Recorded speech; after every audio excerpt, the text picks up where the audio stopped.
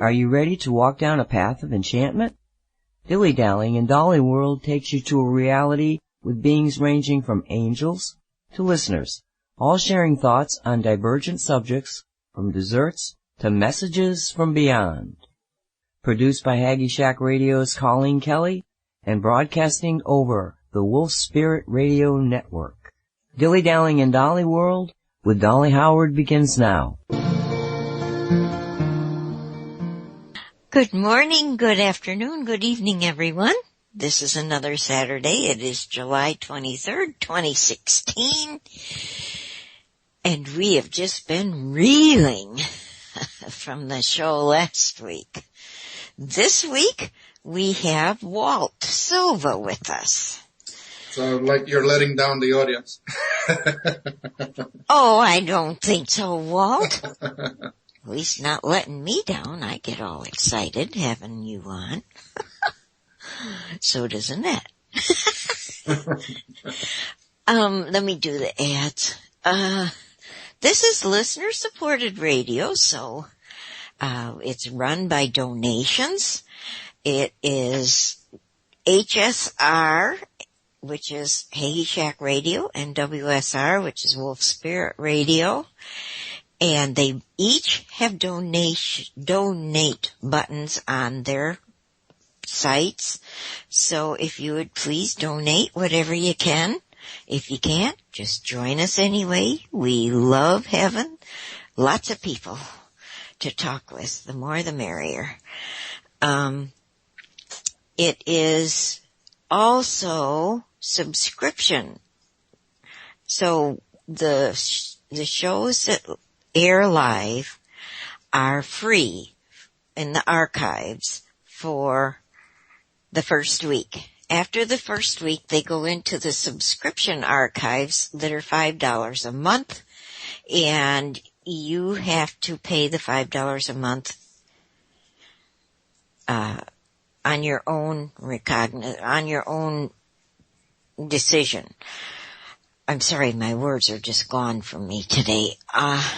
Is that a recurring subscription that self-renews every month, or you pay it every month? You pay it every month. Thank you so much for helping me there, Walt. So you don't have to worry that you're going to see, let's say the next month you don't want it, you don't have to worry that you're going to see an extra charge there for the next month. Right. You'll get an email saying, oh, your month's about up. If you want to renew, you better go do it.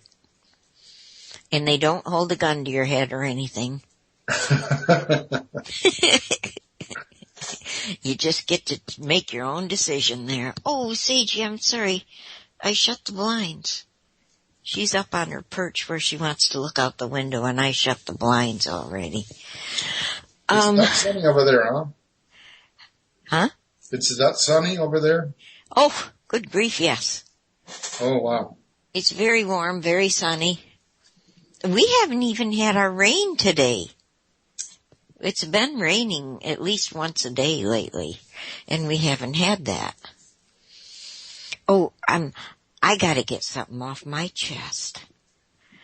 I have been calling because of recent events. I decided I needed to do this. I've been calling around to the different medic alert systems. I made out this big questionnaire that fills an 8.5 by 11 page so that I could ask all the same questions and make sure I asked the right question. I did research on how to research the medic alert things. So I have this compiled list that is very comprehensive. The ones that I had called were very nice, very helpful. They were just wonderful peoples. And then I called the last one. I won't tell you its name, but they advertise it by saying, I've fallen and I can't get up. You mean the classic one?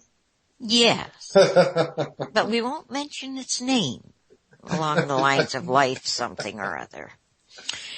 And so this guy answers the phone, and I said, I am looking at these systems and I would like to ask you some questions. Immediately he attacked me. started yelling at me that I don't need to be asking any questions. He knows I've already called around to different places to compare prices, and that would be the wrong thing for me to do, is ask prices, and something else was going to be the wrong thing for me to do, and I'm thinking, I think the wrong thing for me to do is to call this phone number. And he wasn't just saying it, he was yelling it. So now we know what happens when Simon Parks got rid of Anu. Anu had to get a job in one of these life monitoring companies. Oh my gosh, I hope it wasn't that one. Good Lord. It was awful. And he kept yelling at me. And so I managed to get in at one point. Well, I'd like to ask if you provide key locks. And he went off on me. No, we don't offer that. You can't have that on your door. It just advertises that you need one. I thought, and so he went on and on. I said, wait, let me ask you one question. How are they going to get in my house if I don't have that? They'll get in your house with no problem. They've got this key lock thing that takes your key lock out of your door. And if they can't get in that way, they're going to use the jaws of life on your door. I'm thinking, they're going to have to use the jaws of life on my chest if I see my door coming in. So the old traditional battering ram, those are out of style? Oh, I don't know, but my door opens out. I don't think they could do it in. They have to get the frame. Yeah. It would definitely demolish that wall. And so I said to him, well, I don't want my wall beat down. Then he starts screaming at me, well, what are you concerned with, your door or your life? And I thought, at this moment in time, I'm concerned with hanging the phone up. Wow. But then he started saying, you don't need to ask any questions. There's not one question you're going to ask me. I'm going to tell you everything. I've been here.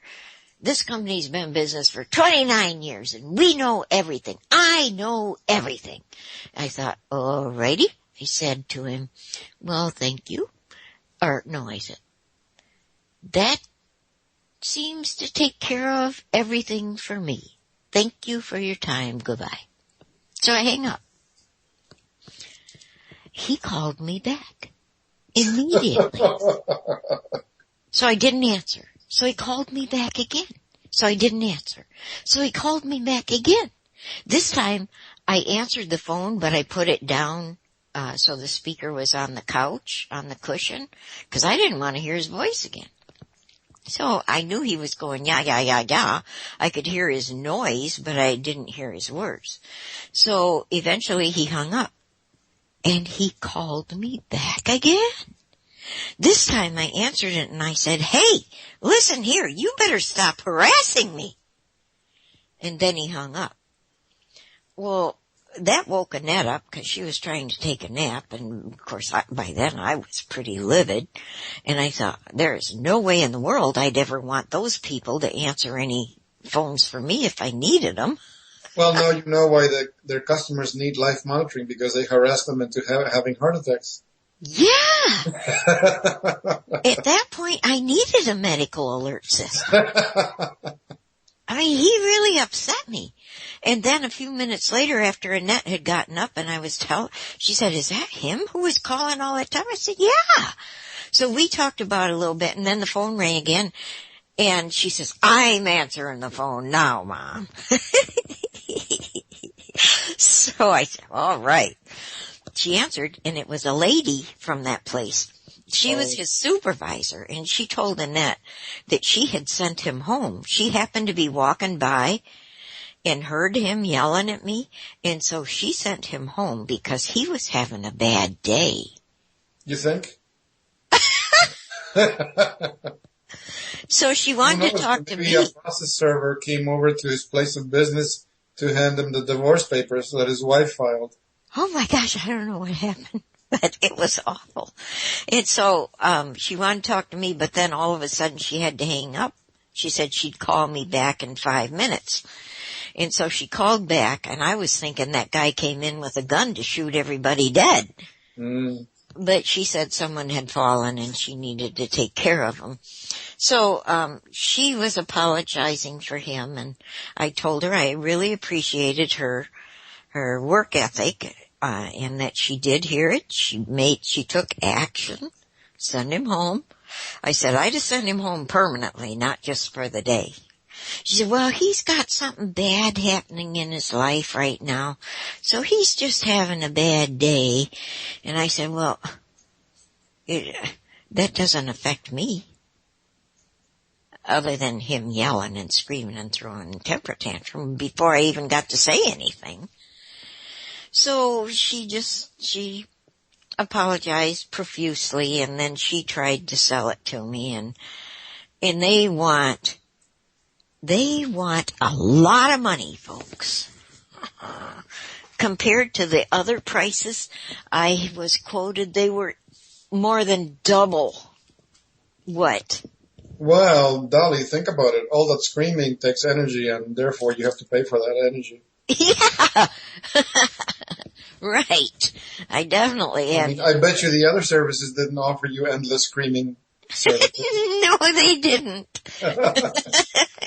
I told her I needed help after he got done with me because it really upset me. Well, look at it for an instant, no. Forget that you are who you are and forget the person and just switch role for a second. This is it reminds me of what this gentleman Taryn said during your show and then during Say What, the concept of monetizing human life. Here we are, we sit on these desks or whatever job we do 8-10 hours a day, not because we want to, but they don't give us a choice. We have to eat. Right. We need food, we need shelter, we need clothing, we need medical attention, and we have to give them our lives because that's the only thing that will make them happy. Yeah. So it's like you don't even have the freedom to have a problem because the money comes first. Yeah. So that's, and the higher, even though the human might not be realizing, yes, this is what's happening in my life, the other dimensions of your consciousness are picking up on this horrible injustice. Like in my case with me, with all the back and forth, this business with the mortgage.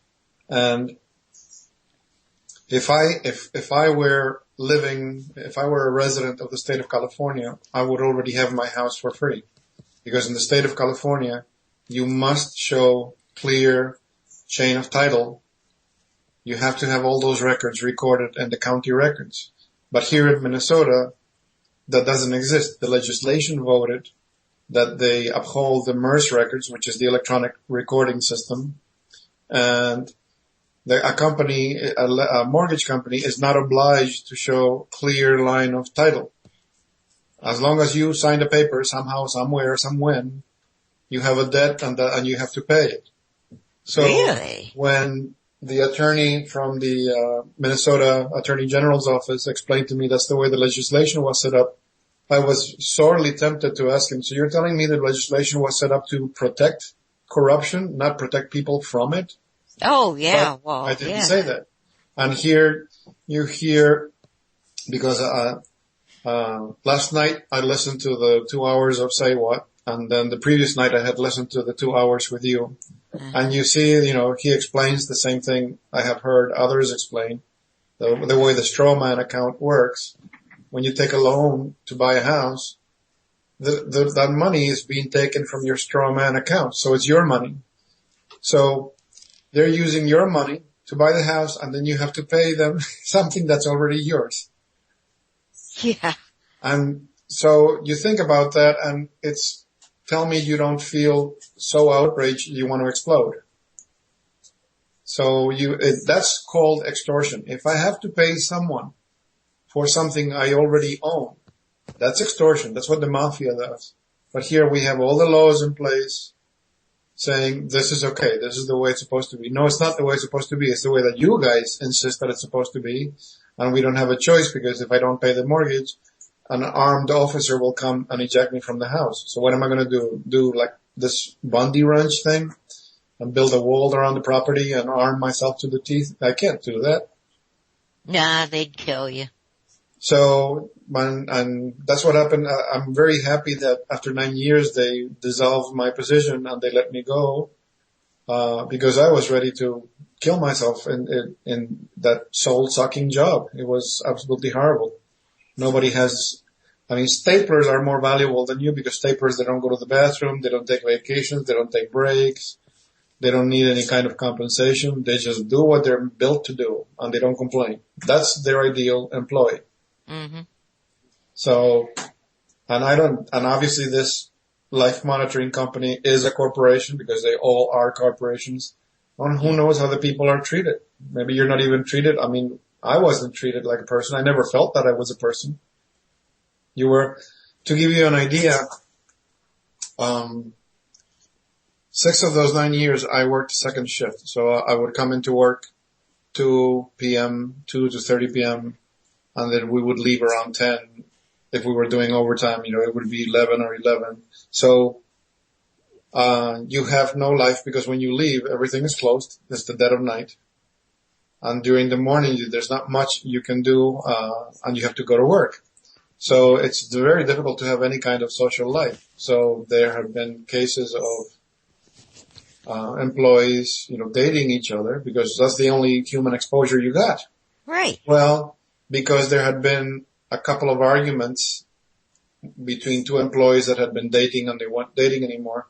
It's like, throwing out the baby with the bathwater, the same thing. Uh-huh. That's it. They made a universal law, it is absolutely forbidden to date anybody or establish that kind of friendship with any of your coworkers. So you can't even develop a friendship with anybody because it's in the rule book. You can't. So not only did you not have human contact outside of work, now you can't even have it at work. So you get treated like that, year in and year out. It happened to me with my job in New York. For 11 years I did IT work. And when I left, it's a good thing I left on my own because I was ready to kill somebody. I was just so fed up dealing with my boss's stupidities because instead of focusing on the work that I was supposed to be doing, servicing our customer base, because he was the owner's son, his focus was his personal life. Work yes. comes second. So he would spend 2-3 hours on the phone arguing politics with his, with his friends, discussing the problems that were happening at the synagogue with, members of the synagogue. Then he got into the Masons and he would spend 3 hours at a time, discussing rituals with his Mason friends, and his father would come in every 10 minutes. Ira, we need this done. Ira, we need this done. And I would sit there and I was like fuming because I couldn't, there was stuff I had to do and I couldn't get it done because there's stuff that it wasn't my job to do, like, giving a customer a quote. So we lost, you should have seen the numbers, money that we lost because people got tired of waiting for a quote and they went to other vendors because he's too busy living his personal life during working hours. So if I hadn't quit that job, and that's when I quit and came to Minnesota, I would have strangled him. I know what you're saying. They have people like that in every place you go. Yeah. So that's one of the things it would have been interesting to ask this gentleman. I take it that Terran is his stage name. It's not his birth name. It's the name that he chose to write. I think it's his chosen name. Like a pen name. Mm-hmm. Like writers have pseudonyms and stuff like that. Yeah, I think so. I would have been interested to ask him, remember when he told the story of, this lady lawyer, her first name is Heather, who wrote this document in 2012 declaring all of these contracts of control and domination to be null and void. You remember that part? Uh-huh. So because he explained that, she was aware not only of human earth law, but galactic law because it's all commerce. And he said that the commerce system became the galactic commerce system got bankrupt when she did that because the Sphere Alliance was enforcing the document that she composed. Right. Because he said it was written in a specific language that's kind of difficult to pick up, but it's multidimensional, and the Galactics picked it up immediately. Uh-huh. So they enforced it. But then it hit me that, yeah, it's being enforced outside of Earth. Right. Forcing it on Earth, because if she did this document that's so all-encompassing, when are we going to see the end of our lives being monetized? Everything appears to be business as usual. So that I would like to see the end of, so we can stop this insanity of paying for everything. I thought that when he was saying that, I thought that same thing, but I never got the opportunity to voice my thought. And then, of course, I forgot I had that thought. Oh, that's because the life alert guy was yelling at you, so you lost the question. He wasn't when Taryn was talking to him. I'll tell you, I still am upset about that, but I gotta get over it. I could have gone over to my dad's house to be yelled at and told I'm doing everything wrong. I didn't need a complete stranger yelling at me like that. Yeah, that's, in a situation like that, you go to your supervisor and you say, I need you to let me go home because I'm really not in the zone, and all you're going to do is embarrass the company. And that's all the company cares about. Corporations are not for people. They're for profit. They're for the shareholders. Right. So what do they care if you're having a bad day? Go walk it off and come back and do your work. Jeez. So I know that he spoke with Nancy and he repeated that business of that some big change that remember you asked him point blank and you said, oh, what is it going to be? 1 year, 3 years? Oh, yeah. He said, no, it's going to be a matter of weeks. But the shift that he's speaking of is not the dissolution of this whole system of monetizing human. The shift that he's speaking of is the change in human consciousness that will allow the Sphere Alliance to begin revealing their presence, correct? Well, he said we were going to change. That our bodies were going to fall away and we'd get new bodies.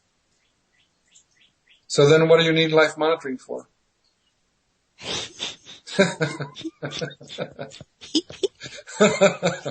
You're such a shit. Walt. You're gonna monitor the old shell?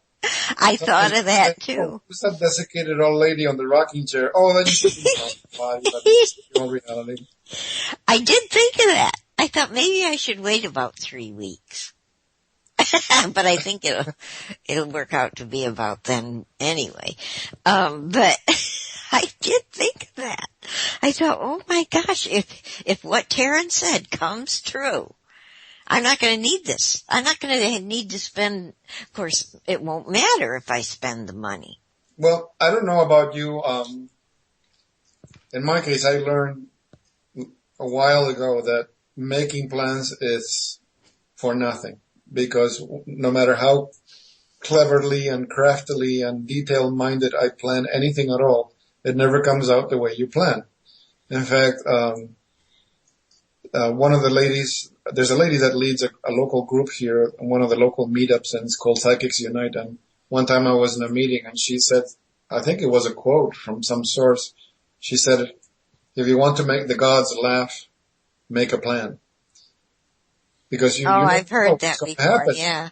You can't see it. So, but one of the things you may have noticed more so, that was always that way for me, but even more so, there are so many changes happening so quickly. The energy, the frequencies have gone up so much. I can't even plan what I'm going to do in 5 minutes. And I experience it here. I don't have a job to go out to because I work here. I work out of my house. I have the shop in the garage. So whatever I need to do, it's here. Mm-hmm. I can't even plan, I'm going to go there. I'm going to go to the garage shop and I'm going to do this. I can't even make that plan because before I get there will be 3 other things that have to be taken care of.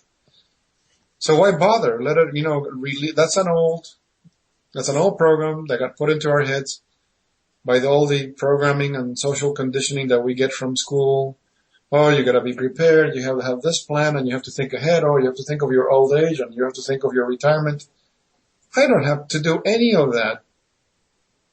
It's a waste of time. You plan for something and it never comes to pass. I'm not telling you to be irresponsible. Of course you should have food in the fridge so that when your family comes home from school or wherever, they'll be able to eat something. But I mean those things that, I'm going to put this money away for 20 years, and then 20 years from now I'll be able to use it, and I'll go to the Bahamas, and all I can do is wish you luck, because I'll give you an example. My grandfather, he was self-employed. He had a machine shop, and he invented, he repaired, and he built machines for the wood industry. And he could also work on cars and motorcycles. In fact, in his youth, he actually did that. He prepped motorcycles for professional races. So this man was a born mechanic. And for years, I mean, I'm talking decades. I'm not talking 2, 3, 5 years. I'm decade after decade. He squirreled money away because, it's too risky to spend it. So never gave himself a vacation.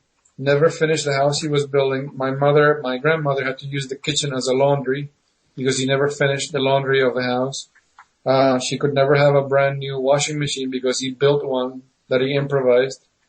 So, we have a saying in Argentina, people don't eat eggs because they're ashamed of throwing away the eggshells. Real penny pinching miser type mentality, right? Uh-huh. So in the years after he retired, he had a very sizable sum of money in the bank. And guess what the Argentine government did? Oh no. When I was a little kid, and this was before 1970, they passed a law where they removed 2 digits from the money, from the currency. So 100 pesos became 1 peso. They actually devalued the money. And that was in place for decades. So shortly after he retired, I don't know what his plans were because he never shared it with anybody. He had this huge pile of money in the bank. And the announcement comes out through the TV from the, newscast. They were going to pass a new law and they were going to count them, 4 zeros from the currency. Oh my gosh. 10,000 pesos became 1 peso overnight. He almost had a stroke. He had nothing in the bank. This is what you get for not living a life. I'm not saying go to the casino and sleep with different women every night, but I'm saying allow yourself, go to the beach, go to a movie theater, go to a pool, give yourself, it's not all work in life. Allow yourself to have a rounded experience. Yes, you do work because you're a responsible person, but allow yourself to have recreation, but not even that. For what? Where did all your golden plans go? Mm-hmm. So I see that the energy is shifting so tremendously. Like, look at me. I had every intention when I had this issue with the mortgage came up. I started concocting a plan. Yeah, I knew somebody in California. This person invited me to visit, and I can move there, and then we can get away from the cold. It all blew up in my face. It was like, those kid jokes, the Jack in the Box. Mm. Imagine that you put a stick of dynamite in the Jack in the Box. Oh, jeez. That's how fun it was. Oh, man. So, wow. Just you have the best idea when you openly speak of contacting the angels. Instead of making plans and wasting your time with, you don't know what's going to happen, get the angels involved. They're on the other side. They know what's going to happen. They can see the energies shifting and moving. So with them, you'll get to the better solution. Like in this case of the life monitoring thing where you've been very methodical and very logical, very rational. You wrote yourself a page with questions and you had ready to ask these questions and you picked up the phone book and you called every number in the book Oh, no, I researched them first. Okay, you did that. Did you think of asking your angels point me to the right one from the start? No. That's too frickin' logical. You could have saved yourself a lot of screaming. I certainly could have. I did though ask that, God bless that poor man who is attacking me, harassing me. But the reason I am doing it, Walt, is because I'm thinking of my kids. I'm thinking of a what if. Because of recent event, I want to make sure that if something does happen, I can get the help I need right away. Because for instance, when you have a stroke, if you can get to the hospital within a certain amount of time, they can give you a shot that will reverse the effects and stop it from progressing. I saw my grandma. She had one stroke in her life that paralyzed her forever, for the rest of her life. And that was for many years, that she could only lay there and be a vegetable. I do not want to be that kind of a burden on my children. So therefore, I will take this precaution in case this event that Taryn's talking about does not happen in the next 3 weeks. I will take that precaution because I don't want my kids to have to live that kind of a life with me being like that and a burden to them. I want to give them every chance in the world that I can. I didn't bring them into this world to have to take care of a vegetable mother.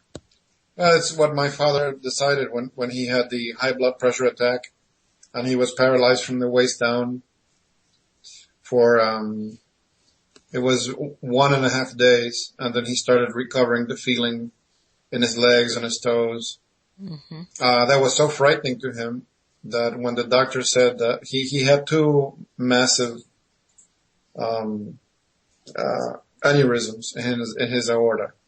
So the doctor said, yes, that can be operated. The segment of the aorta that's affected can be replaced with Teflon, vessels. Oh, that's nice. But given the location of the aneurysm, they have to cut off some vessels that feed the lower spine. So the rest of your life, you'll be a vegetable. You won't be able to, you'll have to wear diapers. And when he heard that, he says, no, just give me whatever time you want to give me, but I want to be a complete mobile person. Right. So after that diagnosis, he lived 3 more years, and then one night the aorta exploded and he died. Uh-huh. Bless his heart. Right. So he already had a taste of what it was to be an invalid, so he didn't want it. And I do remember, I was a teen when this happened. The wife of one of my mother's uncles, she had a stroke and she was paralyzed. I think she was on her right side from the face all the way down to the foot, described. But I don't know who thought of it. I remember her son telling me, because I saw her walking and she wasn't able to speak 100% clearly, but you could understand what she was saying, whereas before she couldn't even articulate. Right. When I saw her recovering her mobility and speech and everything, is because the husband was taking her to get acupuncture sessions. Oh. And with the acupuncture, she was starting to recover. Something that traditional medicine told her, oh yeah, you're going to be a vegetable and the rest of your days. Right. She started picking up. The only thing that was, in years later when I saw her, the only thing she had an issue with was fully controlling her right hand, but she was able to speak. The paralysis in the face was gone, and she was able to walk. Very nice. So I'm glad for her that somebody in the family thought of something other than drugs and hospitals, mm-hmm. or allopathic medicine. Mm-hmm. That's why I told you I buy that, and I take that regularly. They do sell the vitamin K complex. It has all three different Ks in one single product. Mm-hmm. And that's to repair and rebuild all your blood vessels. That's why I told you that on the chat. Mm-hmm. People don't realize that they're missing that. And the thing with the high blood pressure, flaxseed oil, that will lower your blood pressure. It doesn't lower it, it regulates it. So if you tend to be a person with low blood pressure, it'll bring it up. And if you tend to be a person with high blood pressure, it'll bring it down. Because it has a nutrient that your kidneys need. Well, I've been taking that WellBet X berberine. Berberine, is that how you say it? I don't know. Isn't that what you told Annette to take? It's for blood sugar and cardiovascular. Oh, you mean Jimena sylvestre. That's for people that have diabetes. Jimena sylvestre is an herb that repairs the aisles of Langerhans and the pancreas. Well, I've been taking that, 500 milligrams a day. You have diabetes yourself? Yes. Oh. Yeah. And are you experiencing changes? No. Hasn't changed a darn thing, but, well, and I've been taking it faithfully every day because I put it in my pill bottle. Oh, okay. Pill box. But it hasn't changed a darn thing, but I sure spent money on it. Well, I don't know how long the process is for a person. I learned that from Dr. Pressman. He's a Canadian doctor that lives and works in California. Uh-huh. And he writes, he was the moderator for the ozone therapy group, and that's where I learned that from. Yeah. Well, I was telling you just because I wanted to say on different systems, different things work differently. Mm-hmm. There's a big differences in there. So, not everything will work the same for everybody. It depends on the person's metabolism. And also on your belief systems, because I could give you a glass with the elixir of life, but if in your mind you're convinced it's poison, it'll kill you. Yeah. You know, we're consciousness and we create our... Well, I thought it was going to work, Walt. And it didn't. But did you try yourself? Are you taking both that herb and the diabetes medication? Yes. Well, they cut down one of them. Oh, wait a minute. No, they cut down one of them. So maybe it did do something. Yeah, they took one out completely. Now I'm just on the one. I don't know how quickly, the organs regenerate. Like you said, different people have different biorhythms. Right. It might take longer to regenerate on you. I don't know. Yeah. Huh. Okay, that's something I need to watch. Alrighty then. 'Cause I'm about to run out of the berberine things. And I was thinking, do I want to spend another $30? You'll be like the lady in that, remember that, I don't know if you ever saw the motion picture, Star Trek movies with the old crew. Yeah. It was the movie after The Search for Spock, where they had to go back in time and bring, whales from the past. Yeah. This giant space probe was speaking to the oceans of Earth and the whales had become extinct. So it was literally boiling the planet in order to get life restarted. It didn't care about human presence. Right. So when they went back in time and McCoy was in the hospital in San Francisco, and they were walking down one of the hallways and there's this old lady in a wheelchair. Oh, yeah. And she was going to be wheeled to hemodialysis. Uh-huh. And he looks at her chart and he goes, oh, this is medieval. This is like medieval torture. And he gives her a pill and he says, here, take this. And he walks away. And then in another scene later on in the movie, you see the woman raising her hands, screaming, I have a new kidney. I have a new kidney. Yeah. I think, didn't Bones say, good God, woman, what is this world coming to? What have they done to you? He was astounded at the level of, prehistoric medicine that he was looking at. Yeah. Like they wanted to do a trepanation into Chekhov's skull to relieve the pressure from the thing, and he goes, "What?" Yeah. Maybe that's where he said, "The good God, what's going on?" Yeah, I thoroughly am a Trekkie. Hold on, there's a question. Lee's Dream says, ask Walt to restate the name of the supplement, please. You want me to put it in the chat better? Yeah, we could do that. Yeah. Let me go open the Walt Spirit chat and I'll put it there. Well, don't go too far. Yeah, I didn't go there because people get annoyed when I'm being interviewed and I'm chatting also. Oh, Walt, I don't like that also. It doesn't bother me at all. In fact, I think it's fun.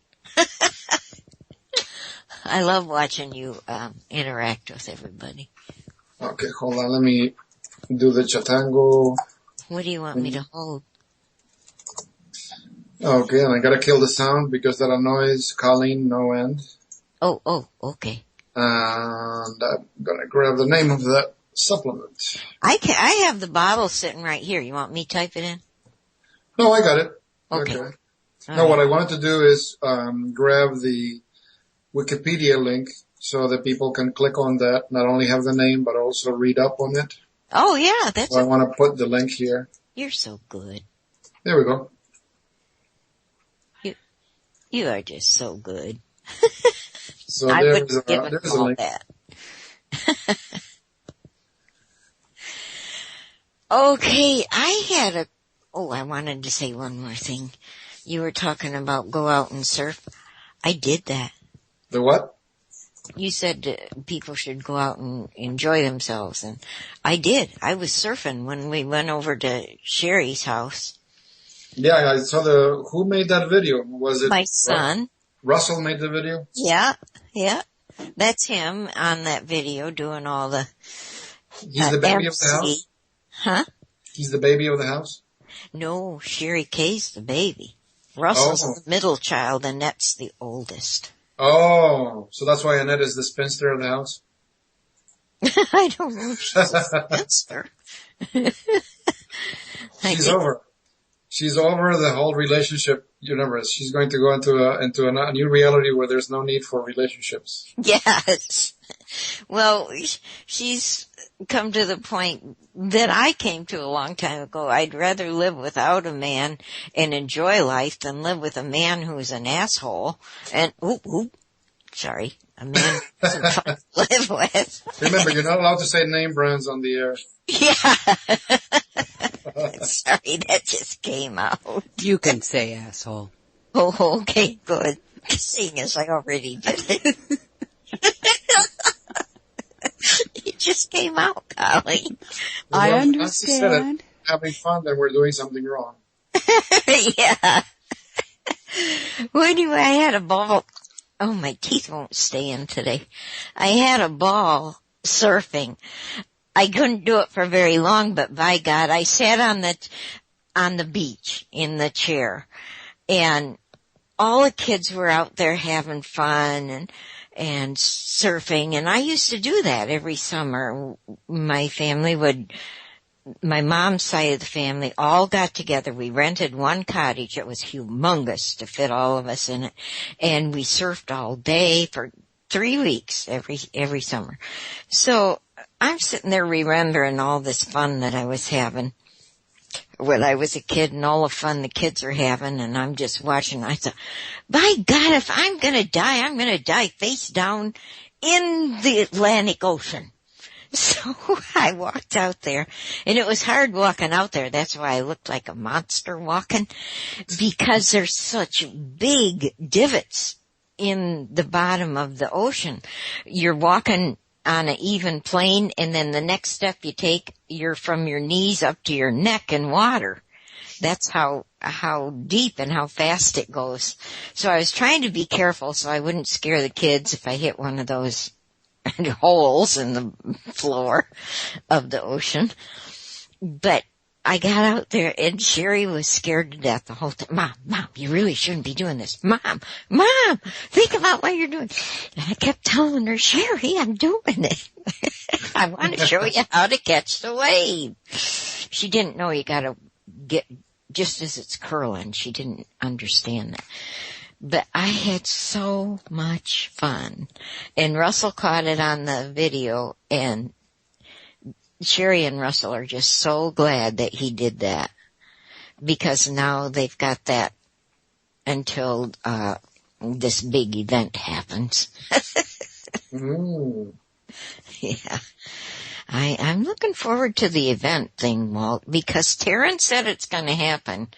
I'm anticipating this thing to happen. What do you think about it happening? I don't want to put it in the future. Why don't we believe that it's already happened? We, as a collective, we have this horrible habit of being slaves to time, because I'm not seeing, I want a new chair for my desk, but since I'm not seeing it here in my room, it's obviously going to happen in the future. No, why? Why does it have to happen in the future? What if the new chair is right here? It's just that for some reason I'm not seeing it, and make it happen that way. Like, my mom was surprised about something that I was able to take care of the other day. And she says, wow, how did you do this so fast? And I said, I just saw it that I was done. So Walt, are you sitting in that chair you can't see? Yeah. So I got a new chair for the desk. So that's the way that I'm doing with any of the jobs that I have to do. I'm not going in with the attitude, I have this job to do, who knows how long it's going to take, who knows when I'm going to finish it. No, let's change the reality. I'm just going to move my hands doing this, but it's already done. All I'm doing is just filling the middle part. It's already done. I'm just doing my part in the middle there. You're being the middleman? And it's just done. Remember what Nancy mentioned about Inelia, where Inelia said that in the 3D, we are, psychologically speaking, we're tied to the business of having a story, because it's too overwhelming to our psychology to have a table materialize and dematerialize, because we think, no, it's solid, it's full of atoms. Well, modern physics tells us that any solid object is nothing but empty space. It's more than 90% empty space. So what am I looking at? I'm looking at a hologram. I must be looking at an energetic pattern that has taken the form of a table. So it's just energy. There's no reason why I can't make it appear and disappear. But in the 3D, that's why we need to create a story. Like for months, they looked for a place to live. When she married Larry, her third husband. Who's she? Nelia Benz. Okay. All right. Right now she's in Spain, because she's going to do her last public workshop. It's going to be in the town of Girona in Spain, but she lives in Nia Bay in Washington State. Oh. And for months, they were looking for a place to move to, because I think they were staying with his mother, and they were looking for apartments, and they were looking for houses, and they just couldn't find anything. And his mother is the one that suggested, why don't you live on a houseboat? It's what you always wanted. And it's true. It's what Larry always wanted, because he's a fisherman. And all of a sudden, this boat appeared out of nowhere, and they bought it outright. They don't have a mortgage. So now they live on a houseboat. Isn't that special? I like that. Yeah.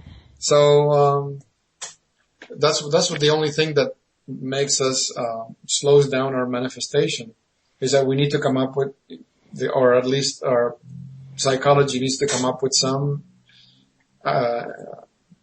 story as to why it happened that way. You know, how I got this, I wanted this picture and I can't find this picture anywhere. And all of a sudden my neighbor is throwing away a picture that she had in the attic, and that's the picture that I'm looking for. Well, You just manifested the picture because your attention, your point of attention was focused on that. And the universe cannot, you know how in school they used to say in physics, nature abhors a vacuum. That's why a vacuum is such a powerful thing, because nature just wants to rush in and fill it up. Well, that's what happens with the universe when you express a desire or a want. It just has to rush in to fill it. But the thing is that we're so powerful that we block it, because no sooner do we say that, oh, I want this, or I desire this, you get all these other arguments in your head. Oh, but maybe I'm not worthy, or maybe I shouldn't have it, or maybe if I have it, I'll get into trouble, or maybe I'm too old to enjoy this. And you come up with all of this stuff and you end up sabotaging your energy. If you had left it alone, it would already be there. Mm-hmm. So the thing with the picture is that, okay, this is what I want to manifest. I'm looking for this picture specifically. I saw it in the catalog. Nobody sells it. Now my neighbor is throwing it out on the curve. That was just the neighbor with the curve. That's just a story to explain to your psychology why there's something there that wasn't there before that you've been looking for. Mm-hmm. Because otherwise we would go crazy. In one of the lectures by the Jeffrey Hoppe, the man who channels an aspect of Saint Germain, the Crimson Circle people in Colorado. Okay. He brought up an interesting point in one of the workshops, is that truthfully, people are actually afraid of their power.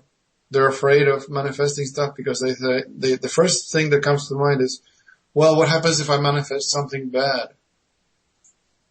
Well, even if you do manifest something bad, your reality is your reality. Regardless of what you manifest, you cannot impinge on somebody else who's not giving you permission. So, I mean, you can manifest Godzilla, but if he's not a part of the reality of the people around you, it's not going to hurt them because they don't want Godzilla in their reality. So no matter how powerful you are and no matter how much you manifest in your life, you're not hurting anybody else by doing it. You're not stealing. Just because you're manifesting a table doesn't mean you're stealing a table from somebody else. That I understand. So don't be afraid of your power. It sounds silly because we are taught to pursue power. You know, mm-hmm. Look at the movies, look at the TV series. What's the pursuit of anything? It's either power, money, or sex, or all three things at the same time, right? Right. That's it. That's why they kill, that's why they steal, that's why they destroy, that's why they break the law, because those are the three ultimate achievements or the ultimate gains.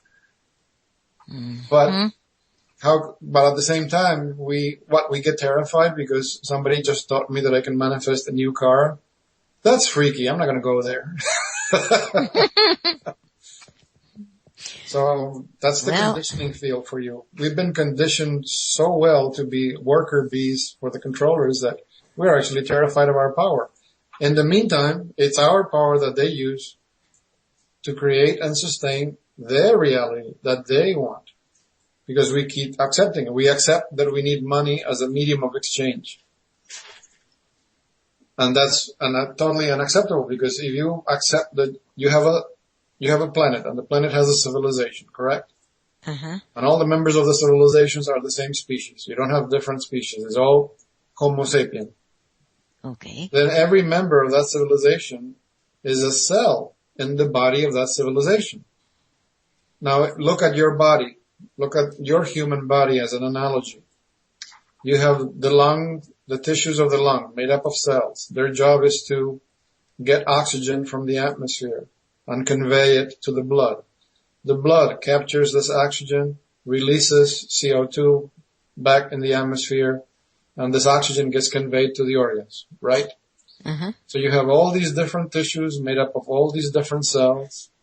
Now imagine the blood has to pay rent to the lung tissue to get oxygen. And then the other organs have to pay rent to the red blood tissues in order to get that oxygen. What happens if for some reason one of the organs is short this month and he can't afford to pay for oxygen? Mm-hmm. Aren't you going to get sick and die? Or one of the organs couldn't pay for today's. Think about it. It's absolutely absurd. Yeah. So if one of your organs gets sick, does that leave the rest of the body completely healthy? No, it impacts the entire body. So that's what's happening to the body of humanity. All those people that are deadly ill, homeless, suffering needlessly, it's impacting the body of humanity. Even though you're not anywhere near a war zone or you're in a nice ritzy area, you are still a member of the collective. You're a member of the human collective, and it's all that energy is flowing in the thought field of the collective. So if everyone is happy and everyone has what they need to survive, then all of that pressure will be off, and then everybody will be happy. Everybody will get what they want. They don't need money. Like Simon Parks explained it very well when he said, like a civilization that doesn't use money, the guy cleaning the offices is just as important as a 3 PhD physicist that's working in a university. Just because somebody has all these so-called credentials doesn't make them more important than the guy that's washing the floors. Right. And everybody gets you get food, you get clothing, you get shelter. And if you want to study and explore something interesting in your life, you will do that. You do that as well. You don't have to worry that you're going to starve at the end of the month.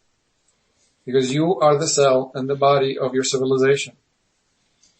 So either everybody gets taken care of or nobody gets taken care of. And that's the horror of this experiment of separation. Can you imagine if all the cells in your body thought that they were separate? How healthy do you think you would be? I experienced that. I definitely experienced that. I know what you're saying there. Yeah. Yeah. Well, I'm looking forward to that time. I can't say I'm enjoying it now, Walt, because I'm not enjoying it now. I am enjoying the thought that I'm going to enjoy it. I'm talking about your manifesting things right now thing. Well, it's the focus is like I said to my mom. Okay, something happens that's unpleasant. Okay, look at the positive side of that.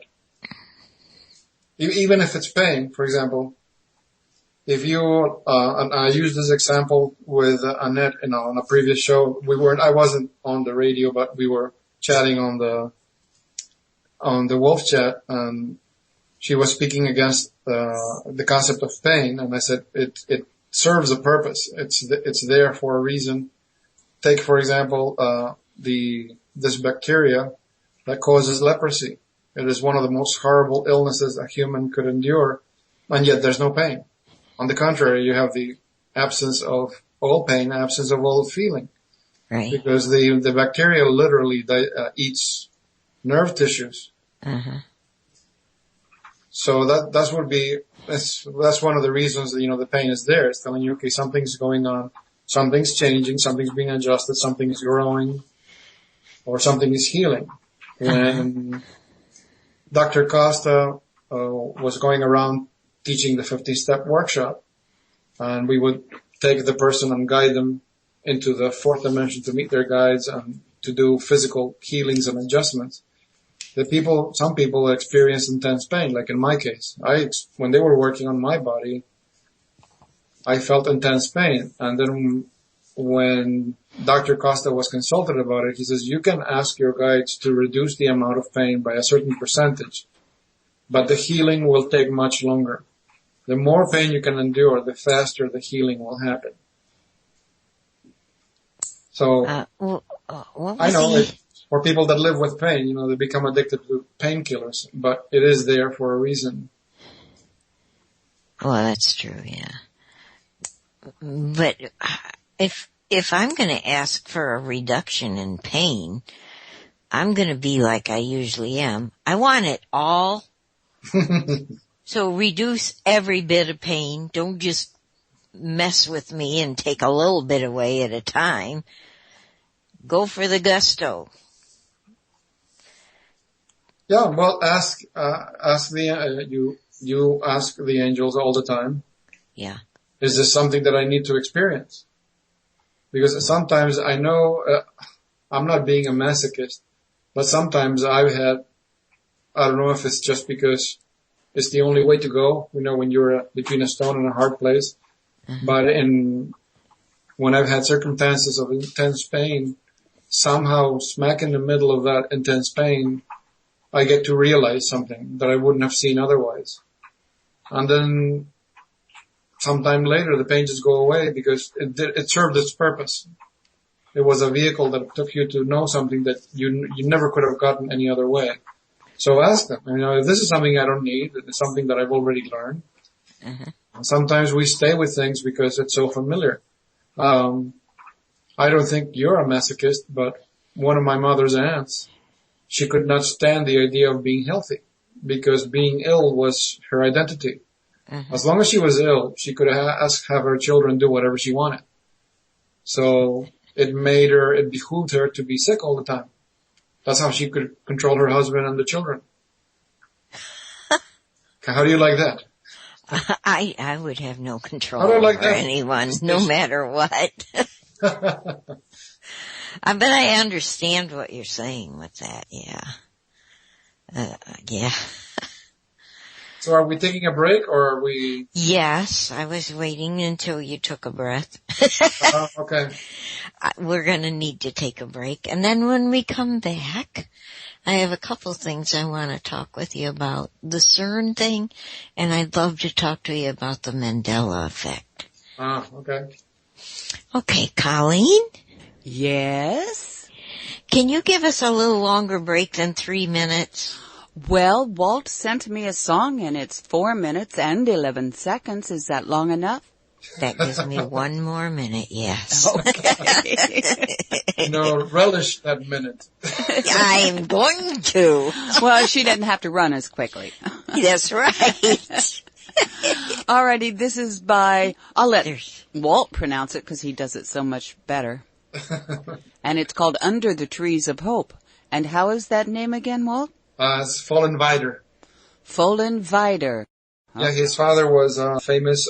This thing that they have in cathedrals, those church organs that have like 17 keyboards. Oh, organist? Organist, that's it. Alrighty. I'm back. Dolly, are you back? Yes, I am. I didn't have to race my little butt around here. Well, I notice you're not short of breath. Yeah. I've been sitting here for a few seconds. Okay. Just short of patience with screamers. Oh. Dolly, you handled it so much better than I would have. I've got to say that. Oh my gosh, I just wanted to scream at him and cuss and swear and do naughty things. But, like flick him the bird, and he couldn't have seen it though, so I'd have wasted my energies. Right. But I think I was in such a state of shock that he's yelling and screaming at me that I couldn't wrap my head around words to the effect of, you can go have fun with yourself. Have they changed the salesman's guide to influencing people and making friends? I don't know. He certainly isn't going to make sales like that. Really, I feel bad if he's having a bad thing happening in his life, and I did suggest to his boss that he needs psychological help, psychiatric help. Mm-hmm. So instead of life monitoring, maybe he needs psychiatric monitoring? Yes! Absolutely. Help, I'm going crazy. The poor man. I really, when she had to hang up, when she called and Annette talked to her, I really honestly thought that he had come back with a gun. That's how bad off he was. The anger in his voice and the level of the volume of it. That man really needs help, and I hope he gets it. You know what other job must be like terribly disgusting? What? People that go around installing DirecTV on cable. I have yet to meet an installer that doesn't come to the house. He looks like 3 different installers. Their attitude is like, just say one word, and they will bite your head off. So it must be like the worst job on earth. I've not had that experience with those guys. Of course, I offer them ice and water and the bathroom when they need it. You know, I bend over backwards to try to help them make their job easier. Oh, come on, not that far. Well, all right, not backwards. But I do try to help them make their job easier because I have an ulterior motive. I want it done correctly the first time. Yeah. Well, I actually canceled my contract with the here in the Twin Cities, Excel, the power company. They have contracted a vendor, an independent vendor, to do equipment support. So if you pay something, it's like $15 or $25 a month, you get covered by this plan. That if you have an issue with your heating system, they'll come down, and look at it and service it and stuff like that. But when I found out the horrible, horrible boss that the owner that this vendor is, I canceled the plan because I had 2 technicians come down. The one winter time, the thermostat was the old original thermostat. And at the end of the heating cycle, it would cut off and it never would come back again. And you can't have that, in a state where you have sub-zero weather. That's right. So I called for someone to come down and replace it. I said, look, this is as old as time. Please replace it. It's covered by the plan. No, because he was here and he monitored it for 10 minutes and it worked just fine. He left. Oh. He left, and what happened? It started doing the same thing. So I had to call back and I was angry and I said, hey, I asked you to change it. It's malfunctioning. So this time another guy came and he actually put like the fanciest that he had available. And then, they also do the system check before winter comes. They will check the whole system, to make sure everything's okay. And the guy that came, the entire 2 hours that he was here, all he was doing is griping and complaining about this horrible, horrible man, this vendor that contracted with Excel, and the things that the employees have to go through. And I said, I'm sorry, I can't support this company anymore. So I called them and canceled the plan. If I need support, I'll get it elsewhere. Yeah. I'm not going to do this. I'm not going to support someone that, treats their employees the way he treats these guys. I mean, it's terrible. Good for you. I hope the big guy who's the meanie knows that you did it because of him. Yeah, they think, they get these huge contracts with these, utility companies and they think they own everybody. Huh. Meantime, they treat their people like shit, so. That's not Sorry, right. is that a trademark word I can say on the air? What? Oh, he said shit. See, it went right by me. I just understood everything you Dolly's said. rubbing off on me. That's okay. You need to be able to do that every once in a while. It lets off extra steam.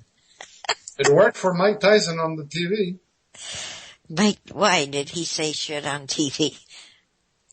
He said more than that. Oh. But, when you got money, you can say what you want.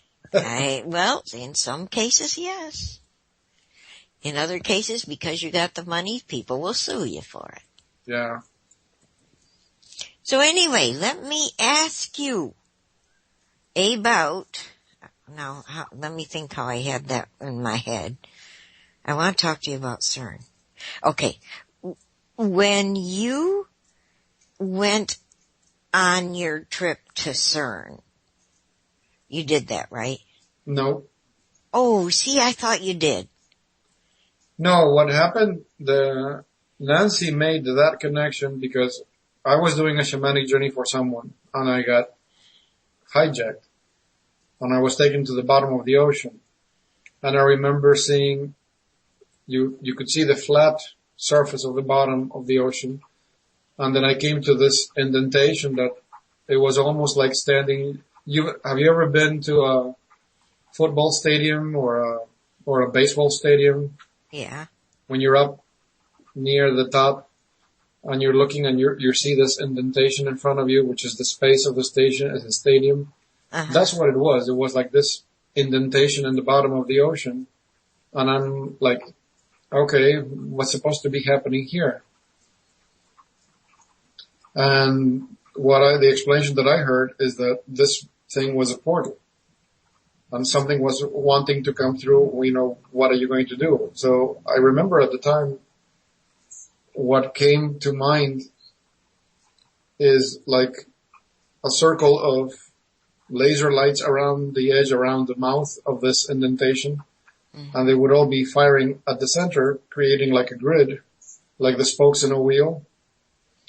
And that closed it off. So what I did is I commanded that it be under the control of Gaia, that only she could control who comes and who goes. Because at the time that I did this, you could see like the beginnings of a structure trying to come through. And the explanation that I got was that these dark guys, this must be over a year ago that it happened. These guys were requesting, reinforcements. Oh. So this is because they couldn't approach through space. The reinforcements were coming in through a portal. So that was taken care of. And I said, okay, so Gaia should control this, and she determines who comes, who goes. And I thought, okay, so this is it, right? I can continue to see my client's guides. Uh-huh. And then I heard, what about all the other portals? Oh. Okay, then I request in the entity that Gaia should have full control of all portals everywhere, so that no entity can come in or out without her consent and will. And then shortly after that is when we heard this thing from Simon that they had been doing a meditation, and that CERN had that meltdown. Uh-huh. They had tried to open a portal into the fourth dimension, and they only, according to Simon Parks, they only succeeded in creating a portal like the size of a pinprick, so that all they could do was communicate through that, but nothing solid, nothing substantive could come through. I think that's a good thing. Yeah. And then the rest that we know of CERN is from Simon Parks, who said that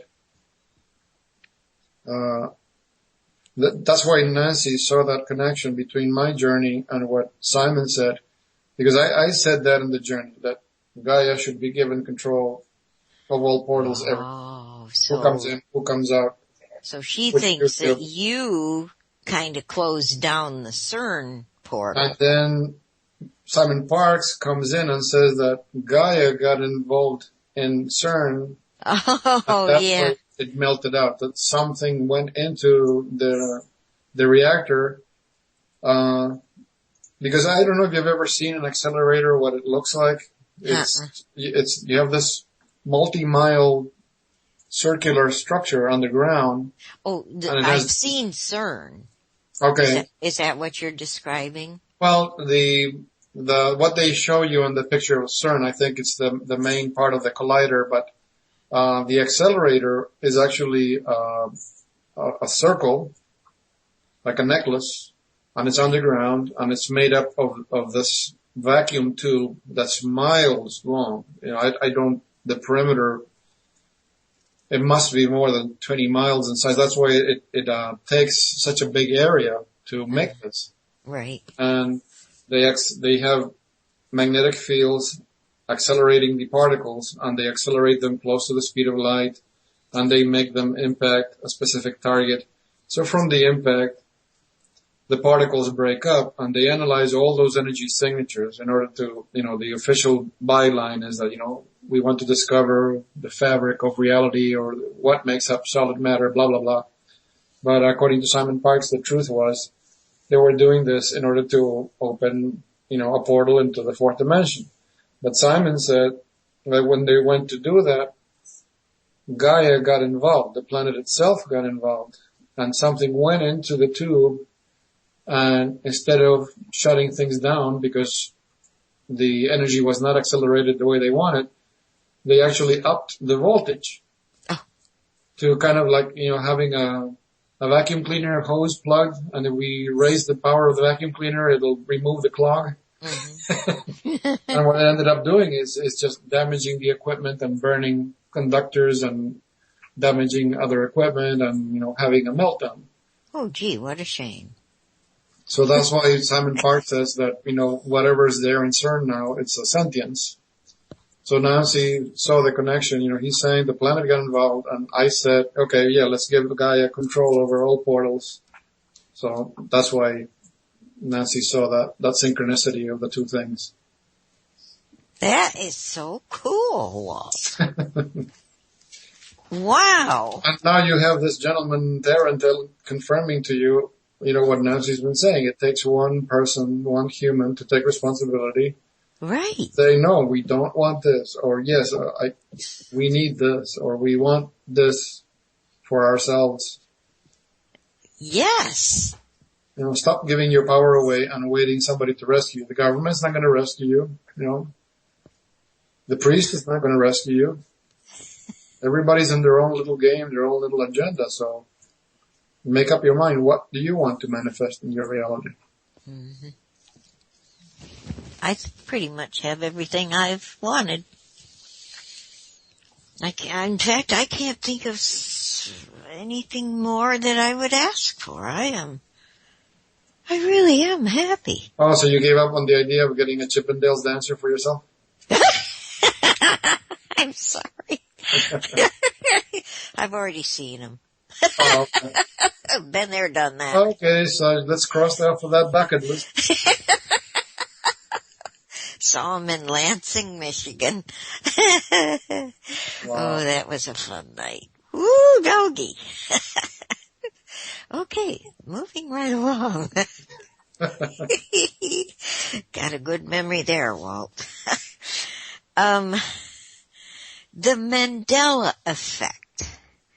Does it affect you when you take your shamanic journeys? Do the things that happened in this Mandela effect thing, do they affect what goes on in your journey, how you get to, you're traveling on your journey, and what the outcome is of what you find out in your journey? Well, the Mandela effect appears to be global in the sense that, the news about Mandela himself circulated around the globe. The issue with the Bible, it's a book that's, again, all over the planet. So millions and millions of people have read it, studied it. When I deal with the shamanic journey, other than getting hijacked to do those things like the thing in the ocean, it's a private journey because it's being done for one individual. Of course, as circumstances in that individual's life change, I have no doubt that they are impacting the totality. Because again, to go back to the analogy of every human being a cell in the body of humanity, as those people get out from under whatever's affecting them, finding resolution and solution to the things in their life, that is having a cascade effect on everybody else. I mentioned this in other shows, how critically important is just one person waking up. So important that in Anelia's book, Interview with a Psychic Assassin, there you have it. They were training these psychic assassins to scan the collective, and whenever they detected a person waking up, it was their job to kill them. Because that one person waking up was affecting thousands and thousands around them. So better nip it in the bud. Mm-hmm. So as people heal, you heal others. It's not just that that's one of the things we have to get weaned off of, the separation illusion, that we're all separate, do things on your own and we're all separate and what I do is none of your business and what you do is no business of mine. No, we have to get up with that. If you're going to be negative and angry all the time, that's the energy you're throwing out like a broadcasting radio station or TV station, and you're impacting the consciousness of other people, even though they might not be aware of it.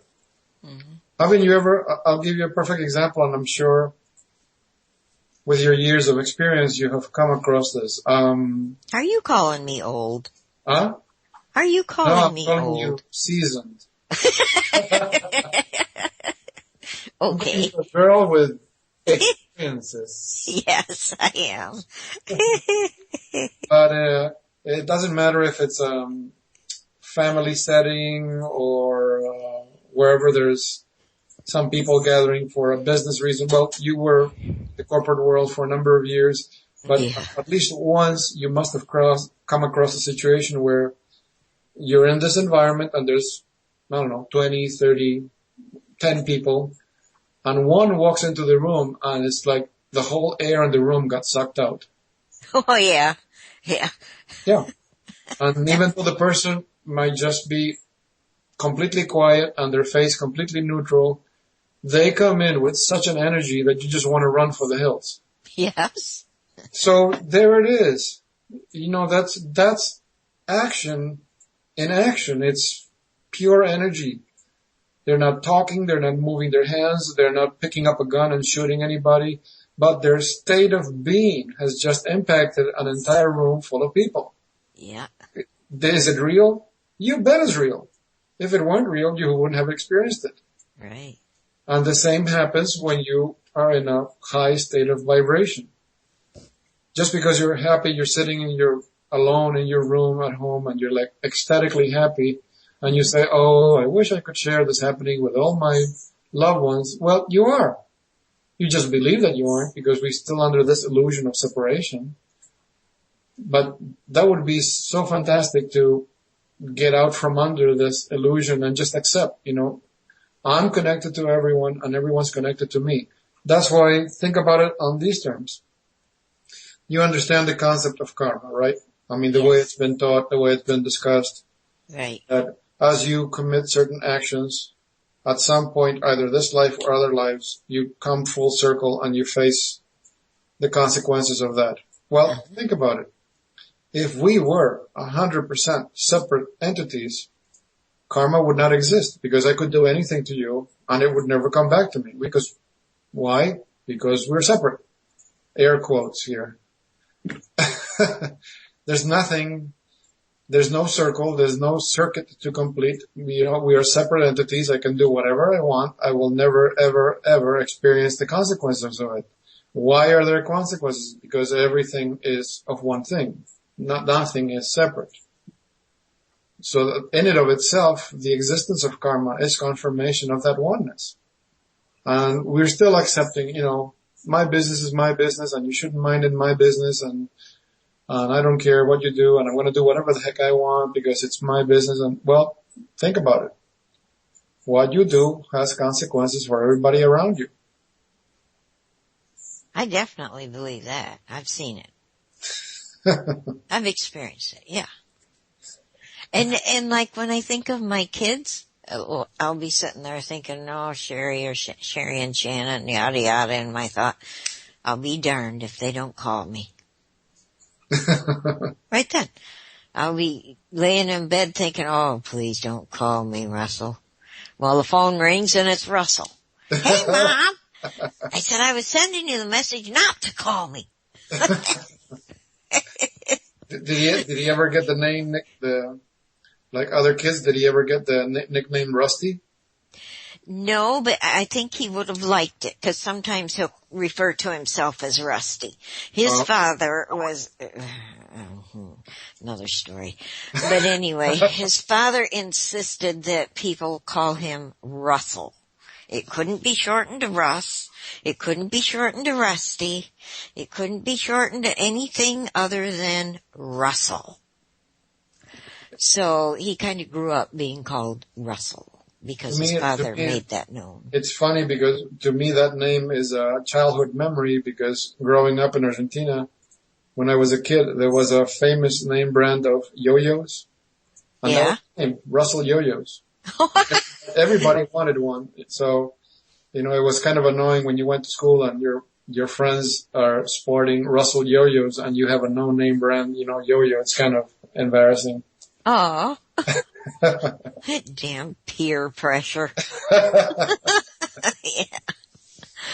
No, he's always been Russell, except for just lately I've noticed he'll refer to himself as Rusty more often.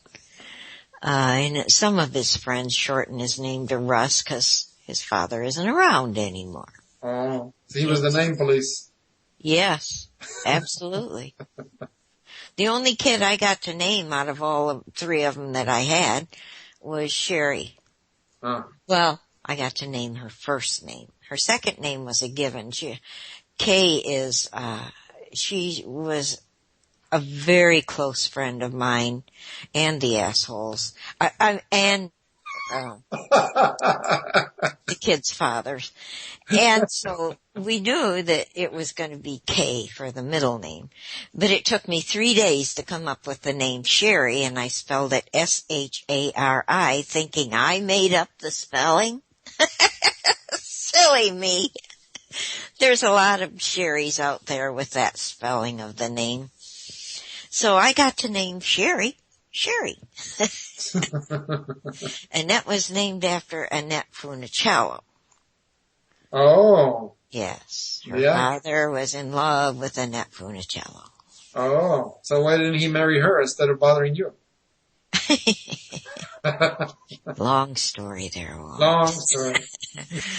But her middle name was going to be Marie because Marie was my great-grandma's middle name, and she named her daughter, who's my grandmother, Marie, and then my grandma, who is my mother's mother, named my mother her middle name Marie, and then I got the middle name of Marie, so I thought, I can't break that chain. So I talked to the father, and he agreed to Marie. So it's Annette Marie. Oh, so it's actually a sentence. She's Yeah. been sentenced to wear the name Marie. Yeah. Poor girl. It's funny how the names got worked out, but I didn't have a whole lot of choice in it. Oh. I was just happy to have my kids. And I figure when they get old enough, if they want to change their names, they can do it. No problem. That's a common thing that's happening more and more. People are naming themselves. In and of itself, that's a huge leap in consciousness, for generations nobody would think of touching the sanctity of their names, and yet people are not even flinching at it. They're choosing their name. Mm-hmm. Because they want to choose a different energy signature. There's so much energy tied to those names. It even impacts my work, because in Argentina it's been over 20 years now, more than 20 years. It used to be that a woman marries, and then unlike the US where your last name disappears and is replaced by your husband's last name, over there the married name gets appended to her last name. So a woman named Mary Smith and marry somebody named Johnson, she would be Mary Smith of Johnson. And that's the way your ID would read. It would say Mary May Smith of Johnson. Wow. And ever since because Argentina is officially declared in the Constitution a Catholic country, for over a century they did not have any divorce laws, and then in 90-something they implemented the divorce law, and heavens to Betsy, there was an avalanche of divorces, and it was a headache for the women to go back to their main name. So shortly, I think within the year that the first law of divorce came through, I'm finding out it doesn't matter if people are single or married, women have stopped adopting the man's name. It doesn't matter if they've been married 10 years. If she's Mary Smith, she's Mary Smith. They are not giving up their maiden names because they don't want to deal anymore with the headaches of people are changing partners so frequently. Why bother changing the name? You were born Mary Smith, might as well die as Mary Smith. So well, why do they bother getting married? They wouldn't have to worry about the name change. Yeah, I don't know. For my own personal preference. I didn't like what was happening to the women here in the U.S. where they were disappearing. You know, you get addressed as Mrs. Michael Jones. You know, whatever happened to your first name, for heaven's sakes? Right. I always wondered, I mean, why is it that they disappear? Right. They're addressed by the man's name? I mean, that's just too much. But, you know, if people think it's normal, then they'll go for it. Oh, there was a time when I thought it was pretty cool to be married and you have the Mrs. Yada Yada. Mm-hmm. But then I don't know what happened, but I started thinking, wait a minute, I got lost in there somewhere. Where am I? Seriously, Walt. It gave me doubts on, do I exist anymore? Yeah. Am I an entity? Do people see me? And what I said that it impacts my work is the issue when I have to do shamanic journeys for ladies. Uh-huh. I have this issue that when I try to access the guides on looking at the woman's married name, it doesn't work. But if they give me their full birth name, then it works. So I say to them on the email, and I guess there's no marriage on the other side because I can't get to your guides. The only woman that even though she gave me her birth name, this person never married.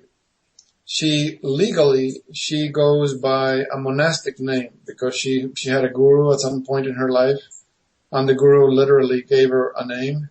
Oh. You know, it's two names, first name, last name, and she legally adopted it because it was given to her by a guru.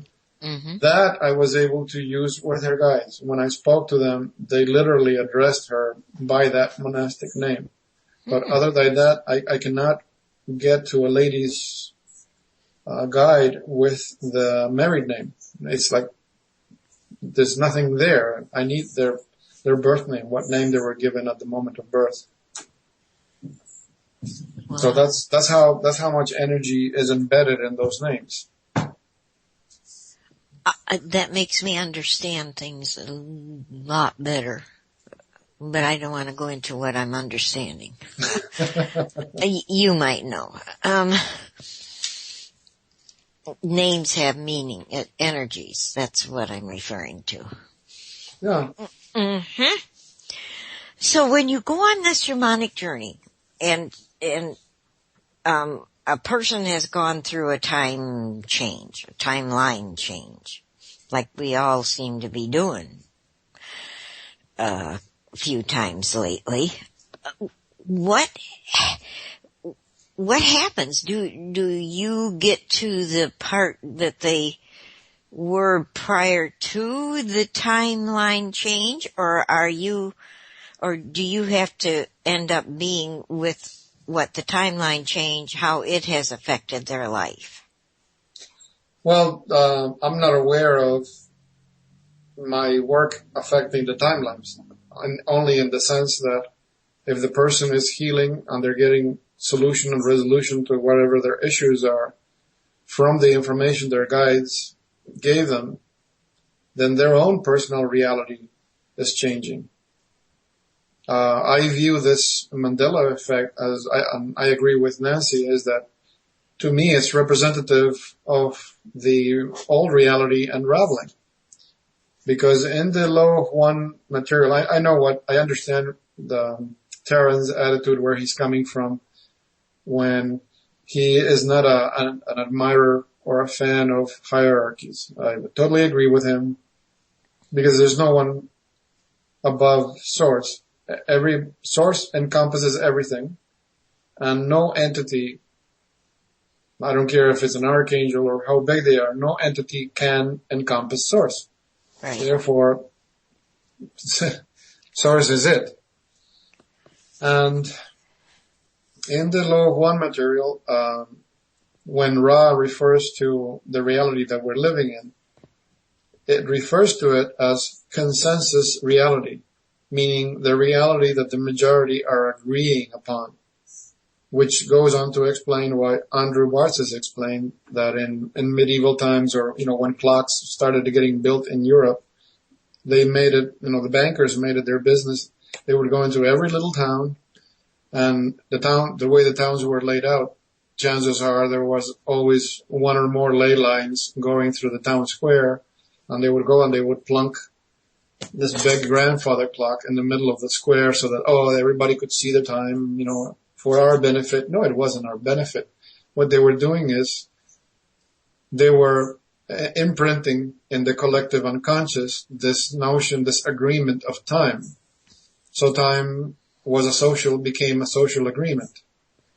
Because in reality, when everybody is truly sovereign and they're using their free will and they're awake and they're using their consciousness to create their reality, time is different wherever you go.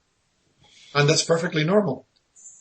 The reason the earth has this global time is because they made it that way. They put everything in place to get 90% of the human population to agree on a concept of time. And that's why Ra refers to it as consensus reality. Is the reality that we all agree on. And I'm using time as an example. That's one of the consensus. The consensus agreement is time looks like this, feels like this, and we're going to measure it like this. Now, as people are waking up more and more to everything, political, the banking fraud, political lies and manipulations, the awareness of the secret space program. That's what Nancy said in the recording when you guys were together, that in the beginning people thought it was just conspiracy, but now everybody agrees that there is a secret space program. Yeah. As more of what truly is there is coming to the fore, their consciousness is moving away from the consensus. They're not focusing on what we are agreeing on. We are not agreeing. Because I don't agree to pay a mortgage. I don't agree to be monetized. I am not agreeing to a lot of things of this reality of domination and control. So I'm pulling my consciousness away. I'm pulling the focus of my attention away. So all those bits and pieces of energy, all those bricks that you need to keep the house. Imagine you have a house 3 stories high made of red bricks. And all of a sudden one day the bricks go, I don't want to be part of this house. I was dreaming, when I was born, I was dreaming of being part of this beautiful grand castle. And another brick goes, when I was born at the factory, I was thinking of being this beautiful decorative shed in a beautiful garden. And another brick goes, I wanted to be a brick in the house of government. And they start flying off. Because they're not agreeing to be part of this ugly 3-story, brownstone house or whatever it is. What's going to happen to the house if the bricks begin to fly off? What do you think is going to happen? It's going to crumble. Exactly. And that's the Mandela effect. All those energies that were coming together in agreement saying this is A and this is B and this is C, it's dissipating. So now it's fluctuating. It is unstable. One moment you have this version and like Nancy, I agree with Nancy's perception of the change in the Bible, that regardless of how it was written, if the majority of the people that are left still believing in the Bible, in their minds they remember that the idea of a saying was so, their consensus is restructuring the Bible. This is how they remember it. So that's why, and since everything solid is nothing more than a hologram, why shouldn't it shift according to the collective focus on what it should say? So few remember, or a lot of people are remembering that it used to read different. But who knows how the rest of the collective, how they interpreted an idea. Because the Bible is lots of ideas. Some point somebody has to come and interpret it for you. What that saying meant to say when they said those words is that they were saying blah, blah, blah. And that's their interpretation. Yeah. Correct. So you're not going to remember the words. You're going to remember the interpretation. So if you have 100,000 people agreeing on an interpretation, they're going to restructure the Bibles in their reality. Andrew Barton says it takes at least 50 people to create one local reality. So if you have 100,000, Christians remembering this particular interpretation of the Bible, I think all the Bibles in their proximity is going to start, rewriting themselves, restructuring that little bit of that part of the hologram. Oh, that blew my mind. Well, I'll give you another example. For those people, like I remember that night, the interview with Tolik, where he had a really tough time accepting that 150-year-old Bible now all of a sudden features different words, right? Yeah, I'm with Tolik. Yeah. He had a difficult time wrapping his head around it. Yeah, me too. To me, it was kind of laughable because for all those out there that have played with stones and crystals, you would agree, have been around for millions of years, right? They're stones, they're crystals, they've been in the earth, before humanity existed. Uh-huh. So you would think, heavens to Betsy, there's nothing more solid, there's nothing more rigid, there's nothing more permanent than a stone or a crystal, right? We're in agreement? Mm-hmm. I have witnessed, and other people have witnessed, when you use crystals, especially if they're clear, like clear quartz, and you use them for healing and meditation, or you program them with intentions, you look inside the crystal and it begins to change. It gets cloudy, it gets veins, it gets fractal surfaces, and you're thinking, wait a minute, this is solid, this is permanent. How can it possibly be mutating in front of my eyes? And yet it happens. So if a crystal, the most ancient and solid thing we can conceive of, is capable of change, you think an item man-made like a Bible cannot change its words? I can't quite wrap my mind around that. I have no problem accepting that the words will change. It's just a bit of the hologram, changing to reflect the collective. Huh. I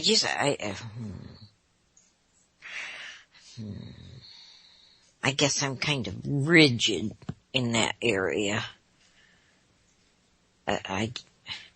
I just can't wrap my mind around that. How did those words change in my Bible and it was in my closet? Yeah, it's because that's part of the collective hologram. You're still tied to the concept of separation. Yeah. This is a book. It's a 3D object. I can touch it with my hands. I can smell it with my nose, taste it with my tongue. I can put it on the shelf.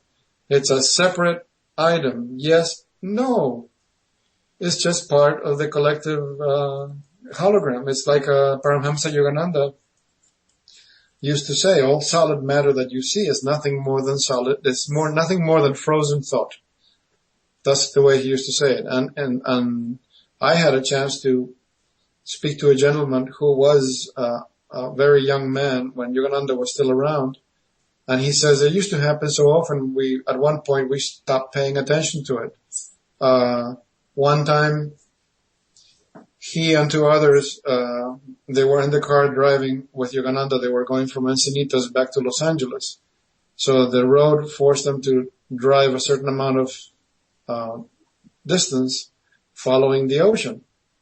So when they were in the car, Yogananda said, this would be a nice spot to stop and meditate.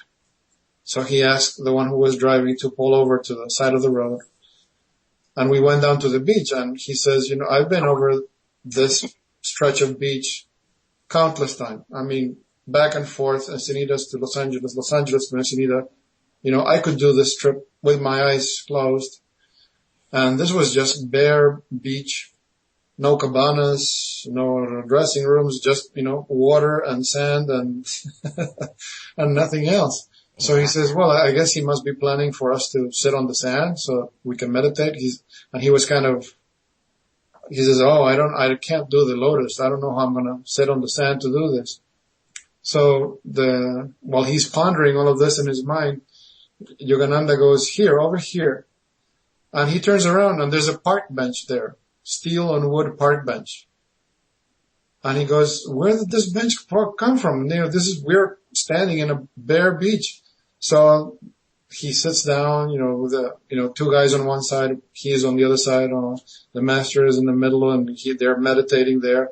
And after half an hour, he got up and he says, okay, let's continue the trip back to Mother Center. And they get in the car and they left. He says, I had to do that trip several times that month. He says that bench was nowhere to be seen. Oh, jeez. So he manifested for the time that they needed to meditate. And then once they left, the bench left.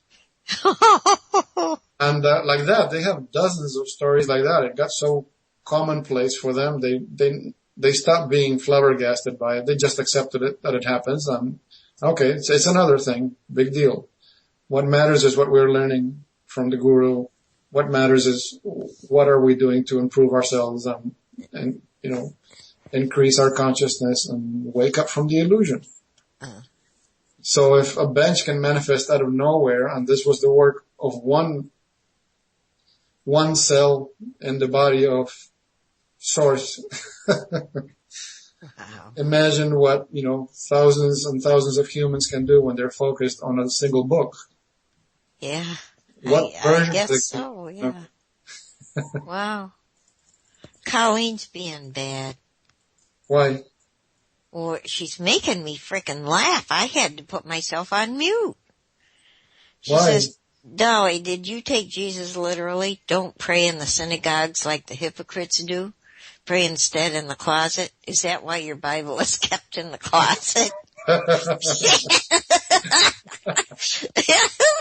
And I didn't want to interrupt you by bursting out laughing. So you're a closeted Bibler? I thought that was overaccepted. That's where I keep it when I'm not reading it. So is that what the B stands for in LGBT, Bibler? LGBT?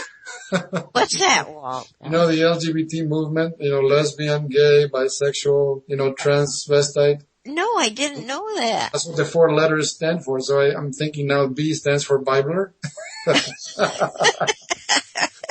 You're a closeted Bibler? Not really. I'd pull it out. I don't know. I don't care what you do in the privacy of your home. Nothing naughty. Yes, you have a naughty nook. Who knows what you're Oh yeah, that damn naughty nook. That is naughty. It types things I don't even think. I bet you have all the collection of Fanny Hill books. Who's Fanny Hill? Better not say. Oh, okay.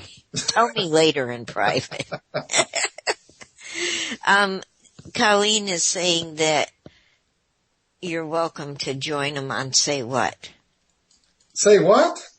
Yeah, that one. What are you going to be discussing? I have no idea. We Walt. never know. We never know. Okay. No, we just start out talking, and whichever way the wind blows, that's the direction we go. Wow. And then we come back. Sometimes. Well, Nancy had sent me a Skype message saying that Christy was going to be on and would I come on. So I had said yes earlier. Oh, cool. Christy is that angel medium that I love. Uh-huh. She's going to be co-hosting today on Say What. Oh, okay. So is that a yes, Walt, or a no, Walt? I think I can stay for the first hour, but I have stuff to do. Okay, cool. I hope that's okay. That's okay. I mean, it is last minute notice because that's the way we do everything. On Say What. So Say What is like when you're serving punch in a meeting and someone comes behind you and pinches you. Say what? No, because that doesn't get a verbal response. That's usually an automatic elbow to the ribs or something. Or a slap. And followed by a lot of cussing, but. yes. Depending on your preference, I guess.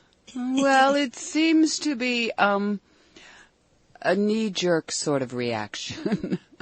Absolutely. Who knows? Some might welcome it. I don't know. Some might. I never did. I didn't care for that I still don't, but my kids get the biggest thrill out of scaring the bejeebers out of me. Oh. Well, you're the only one who can make your hair stand on end, so it must be fun to watch. Other people's hair stand on end sometimes, Walt. Depending on how loudly you scream. Yes. Like with the cat in that video. You should make a point to mail that poor fellow a sympathy card and hope you're getting better. I bet you that would touch his heart, because the last thing that someone in that position would expect is understanding from anyone, especially not a potential client. I don't even know his name.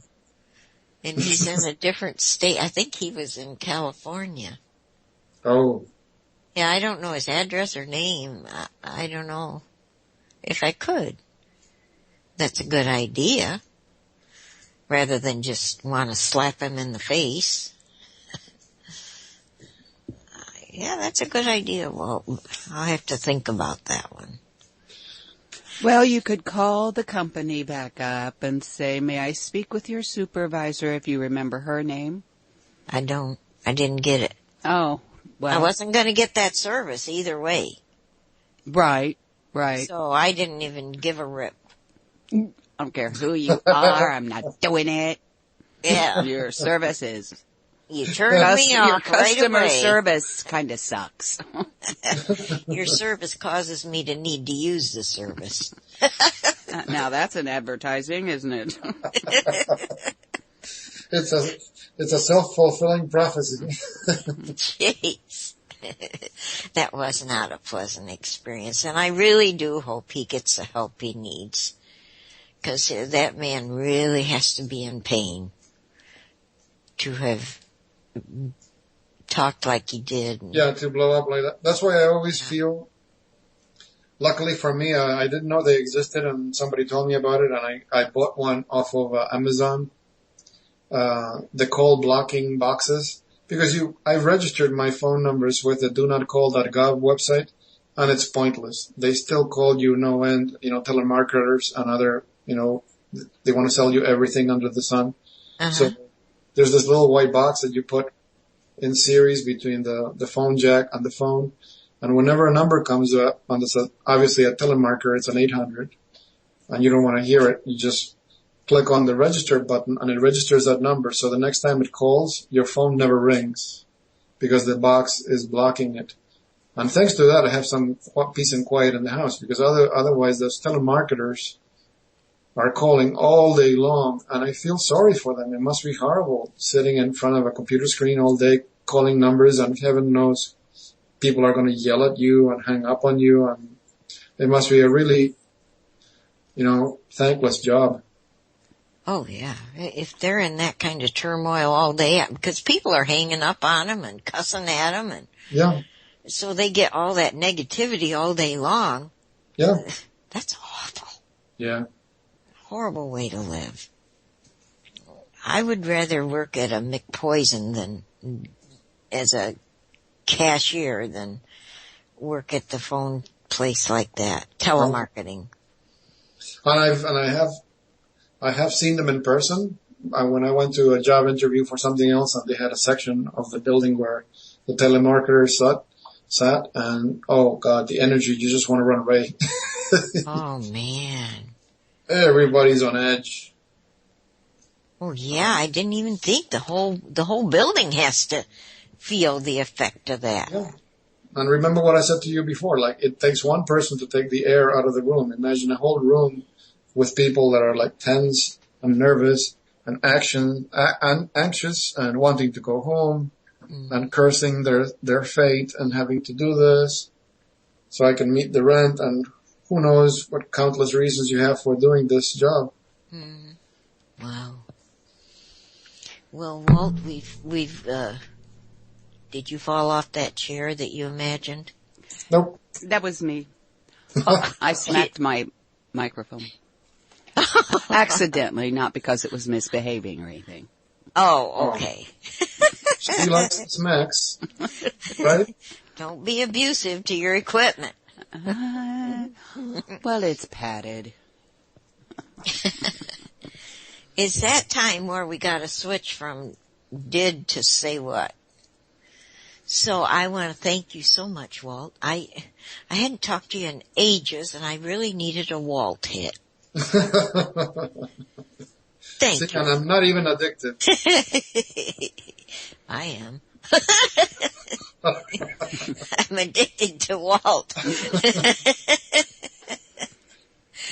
So, Walt's going to stay, and I want to advertise next week's show will be Taryn again, the American Kabuki. Did he ever say why the choice of that name? No, I never heard him say it. Did you? Oh, no, I asked Nancy, but she says nobody ever thought to ask him why the choice of name American Kabuki. I think it's on his website. Okay, I'm thinking we can ask him next week, because we're going to have Taryn on again next week. We have had tremendous views on YouTube of the show that he was on. So I'm anticipating maybe we're going to have full house next week. Yeah, it's interesting because now he's talking about stuff more interesting. Yeah. Yeah, he's talking about today type stuff. Mm-hmm. Yeah. So, everybody be on your best behavior next week, all you little, wolfies out there. Or we'll bounce you. Or you'll get bounced, like Colleen said. But if you missed it, please go to YouTube and have a listen. He was on all 3 shows last week. My show, Say What, and M's show, Up Crossers Creek.